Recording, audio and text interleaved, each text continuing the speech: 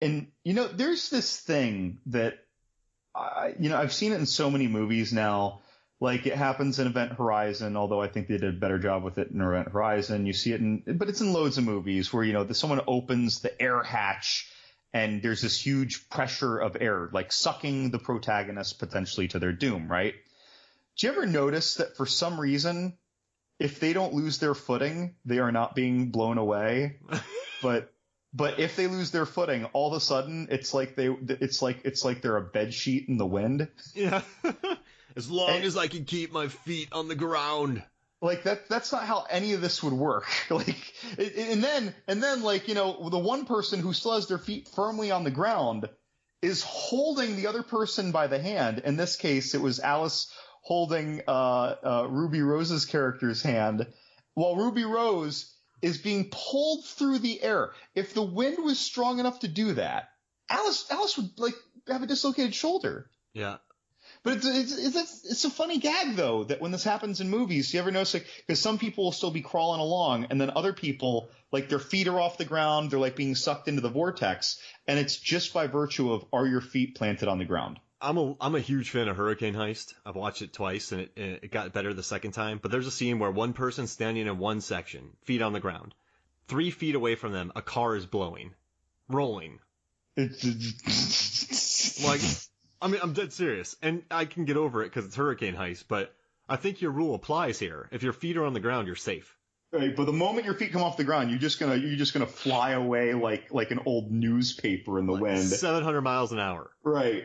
Go for it. No, but this whole gag is one of these, it's a video game gag. Yeah. Why was the turbine ever off? Yeah. Right? If this is something where Wesker's turn on the turbine, what? Well, why was it ever off? Well, you know what? They probably killed all their people. So they didn't need to get airflow? Well, and then their turbine generator guy was dead or on break. Oh, he was on break. But he just said, "Hey, Red Queen." Oh yeah, you're right. Flip the switch. Yeah, but I do like that they flipped the switch.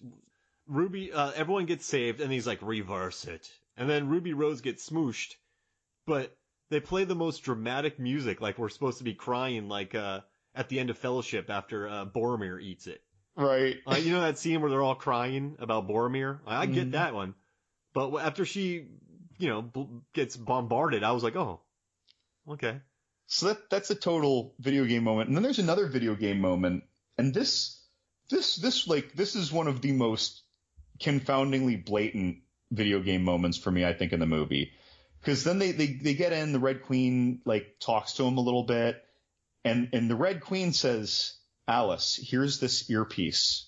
Put in this earpiece so that I can tell you that someone here betrayed you," right? Without them knowing. The Red Queen doesn't have hands. How did that Red Queen get that earpiece there? Drone? I guess. But just that earpiece being there was such a video game moment. Yeah.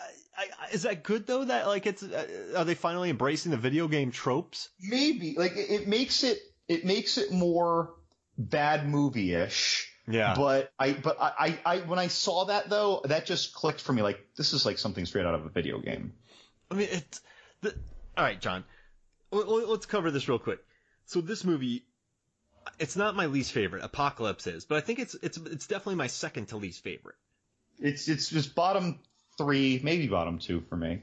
Yeah. I guess I would go Resident Evil 5, Resident Evil 4, Resident Evil 1, Resident Evil 3, Resident Evil 2, Resident Evil 6, Resident Evil 2.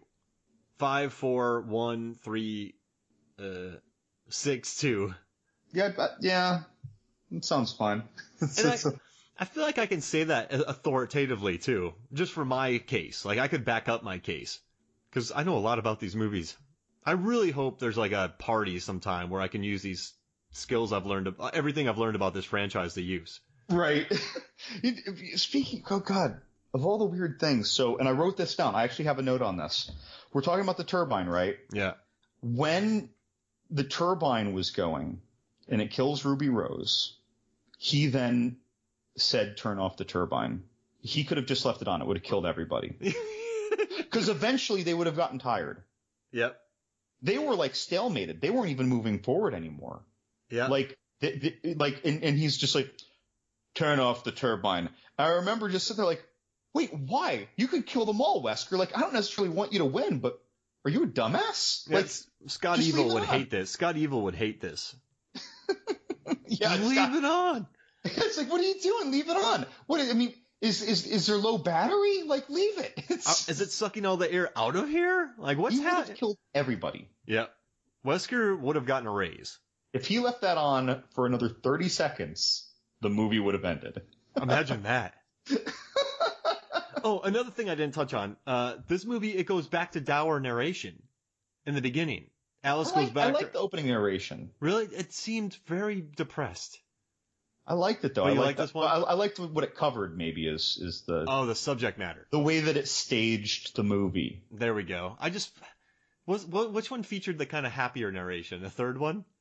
Wasn't the second one. Yeah, I think it's the third one, where she's sort of cheery about it. You know, things are horrible, but it's not that bad.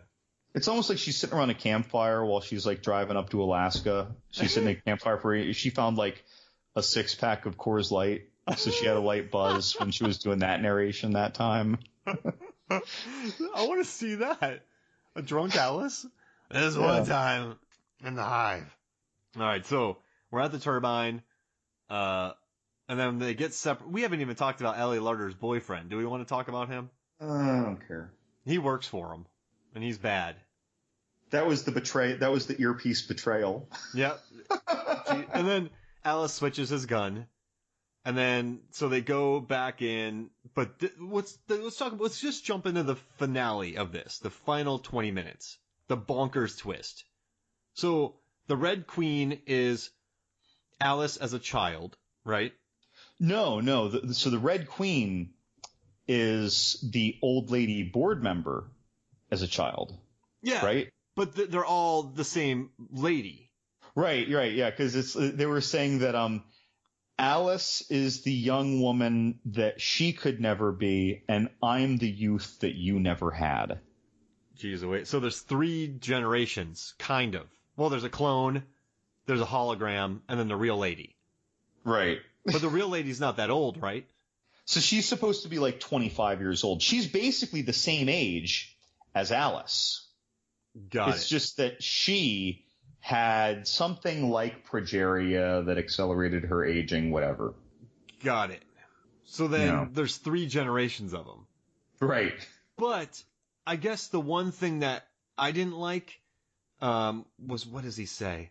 Oh, so when Wesker looks at Alice, so the hero of a 15-year trilogy, and he goes, you are a clone. You have no memory. You have no memory because you have no life.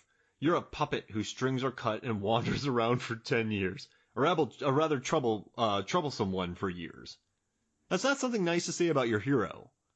But you're a puppet whose strings were cut and wandered around for 10 years. Well, at least he got his, didn't he? Oh, yeah, big time. And they fight in the laser grid room where it doesn't do the little waffle thing. Right, and if it just did that. I don't understand this laser grid, John. Wait, was it set on random? I guess there's something. There's a lot of weird questions to be asked about this. And then you've got and Dr. Isaac is like this kind of upgraded, like Johnny Mnemonic Terminator, Keanu Reeves Neo thing. Right, this Agent Smith with a Terminator like display panel in his eyes as he's doing combat simulations. They rip off Sherlock 2. Remember the scene where Sherlock battles Jared Harris's Moriarty, who's also in the Resident Evil movies? Wait. Did it rip off Sherlock 2, or did Sherlock 2 and this rip off Next? Oh my goodness. the bored Nicolas Cage movie? All right, so guys, Next, I think it's currently on Netflix. Watch it. And for 2 reasons. Julianne Moore's silly hats, and then Nick Cage's facial expression never changes during the whole movie. When he's like escaping a bunch of security in a Las Vegas casino, like I was just giggling the whole time. Like it's so Sherlock 2 ripped off Next, which then in turn was ripped off by this movie. Yeah. Oh man. These combat simulations and it was cute. I kind of enjoyed it. It's just like, this is like the bad movie stuff that I love. Yeah. Was that whole thing. And like, he even looks, he's like, he knows what she's thinking. It's like, it's not going to work. You're not going to make it to that quill pen. And that decanter is going to fail you as well. Like, he was just such a slimy British villain. Like he's loving every second of it. He's loving it. Going after either Bond or Indiana Jones. Yeah, he was loving it though. That's why I love this kind of when we get to this section of the movie, because he's in fight scenes with Alice. He makes Wesker gets chumped out. I kind of like that, but. All right, so at the end, right, Alice goes up to release the T-virus antidote, but that could kill her because she's with the T-virus. And she does it, it kills all the zombies. And then the Red Queen comes up to her and goes, it was a test by me and other Milla to see if you were worthy, because no one else would do this. Right, yeah, just the selflessness of it all. So...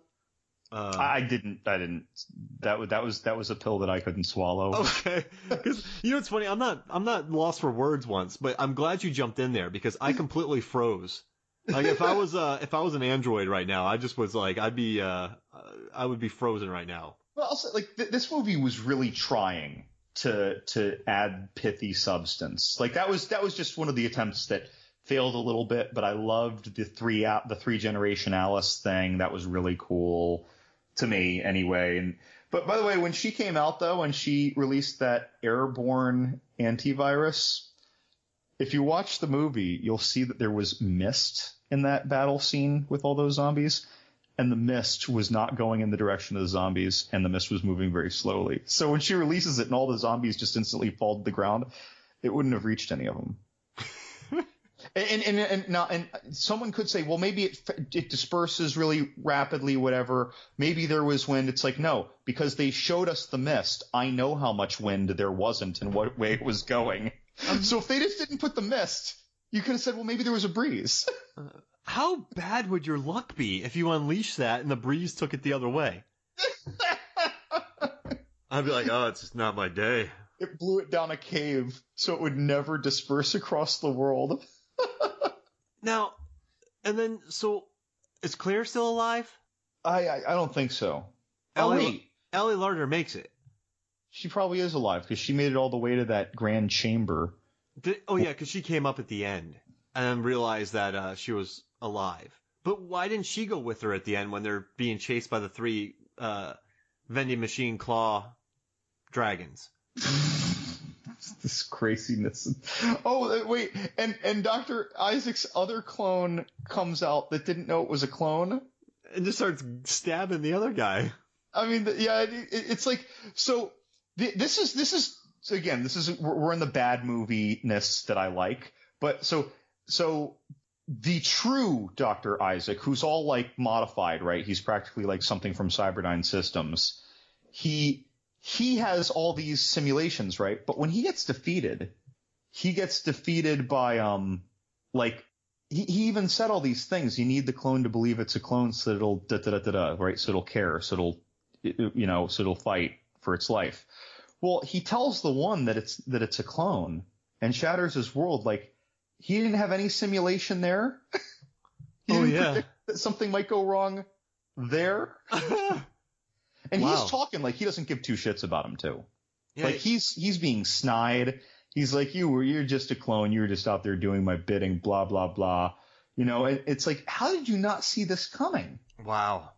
And then there was even the grenade that Alice got him with. Like, how did you not see that? That struck me as a big one. That's a simulation right there. Or maybe he needs to think about the simulation for the simulation to go. Maybe it's just not all the time.